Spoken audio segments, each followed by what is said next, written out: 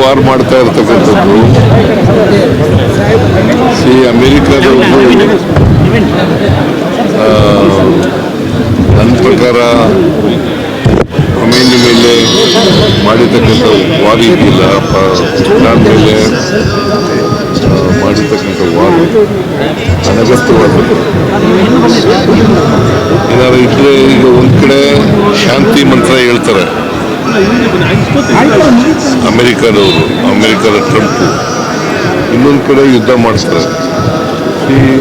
ಇದು ತದ್ವಿರುದ್ಧವಾದಂಥ ನಿಲುವು. ಇದನ್ನು ನಾನು ತೀವ್ರವಾಗಿ ಖಂಡಿಸ್ತೇನೆ. ಕಮಾನಿ ಅವರು ಹತ್ಯೆಯಾಗಿದ್ದಾರೆ ಅಂತೇಳಿ ಟಿ ವಿನಲ್ಲೆಲ್ಲ ಬರ್ತಾ ಇದೆ. ಇದು ಖಂಡನೀಯವಾದಂಥ ಇದ್ದು, ಮತ್ತು ಅವರ ಆತ್ಮಕ್ಕೆ ಚಿರಶಾಂತಿ ದೊರಕಲಿ ಅಂತೇಳಿ.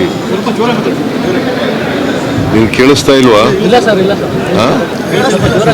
ಇನ್ನೂ ವಯಸ್ಸಾಗಿಲ್ವಲ್ಲ ಬಸವರಾಜು. ಖಮೇನಿ ಹತ್ಯೆ ಆಗಿದೆ, ಅವರ ಆತ್ಮಕ್ಕೆ ಚಿರಶಾಂತಿ ದೊರಕಲಿ ಅಂತೇಳಿ ನಾನು ಪ್ರಾರ್ಥನೆ ಮಾಡ್ತೇನೆ. ಅದಕ್ಕೆ ಹೇಳಿದ್ದೀನಿ, ನಾನು ಮಾತಾಡಿದ್ದೀನಿ ನಾನು ನಮ್ಮ ಚೀಫ್ ಸೆಕ್ರೆಟರಿ ಜೊತೆಲೂ ಮಾತಾಡಿದ್ದೀನಿ, ನಮ್ಮ ಪ್ರಿನ್ಸಿಪಲ್ ಸೆಕ್ರೆಟರಿ ಜೊತೆ ಮಾತಾಡಿದ್ದೀನಿ, ಡೆಲ್ಲಿಯಲ್ಲಿರ್ತಕ್ಕಂಥ ನಮ್ಮ ರೆಸಿಡೆಂಟ್ ಕಮಿಷನರ್ಗೂ ಕೂಡ ಮಾತಾಡಿದ್ದೀನಿ. ಅಲ್ಲಿ ಬಂದಾಗಿದೆ, ದುಬೈನಲ್ಲಿ ಬಂದಾಗಿದೆ ಏರ್ಪೋರ್ಟು.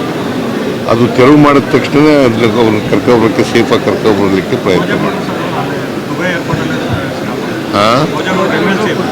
ಹೌದೌದು, ಭೋಜೇಗೌಡರು ಕೂಡ ಅಲ್ಲೇ ಇದ್ರು. ಅವ್ರ ಜೊತೆ ಮಾತಾಡಿದೆ ನಾನು, ಭೋಜೇಗೌಡರ ಜೊತೆ ಮಾತಾಡಿದೆ.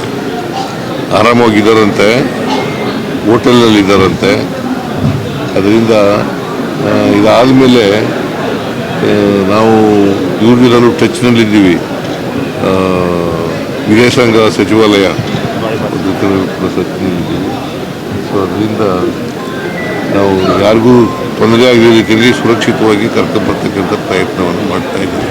ಎಲ್ಲರೂ ಕನ್ನಡಿಗರು, ಬಳ್ಳಾರಿಯವರು 35 ಜನನ ಎಷ್ಟು ಜನ ಇದ್ದಾರೆ? ಅದೇ 52 ಬೇರೆ ರಾಜ್ಯದವರು ಇದ್ದಾರೆ. ಸೊ ಅವ್ರನ್ನೆಲ್ಲ ವಾಪಸ್ ಕರ್ಕೊಬರಲಿಕ್ಕೆ ಪ್ರಯತ್ನ ಮಾಡ್ತೀವಿ. ನಾವು been in touch with the foreign affairs ಇದು ಸಚಿವಾಲಯ ಸೆಕ್ರೆಟರಿಯೇಟ್ ಜೊತೆ ಟಚ್ನಲ್ಲಿದ್ದೀವಿ. ನಾನು ಚೀಫ್ ಸೆಕ್ರೆಟರಿಗೂ ಮಾತಾಡಿದ್ದೀನಿ, ನಿನ್ನೆ ಮಾತಾಡಿದೆ, ಇವತ್ತು ಮಾತಾಡಿದೆ, ಬೆಳಿಗ್ಗೆನೂ ಮಾತಾಡಿದೆ. So all our Indians are safe in Dubai. ಅದೆಲ್ಲ ಬಂದ್ಮೇಲೆ ನೋಡಿ.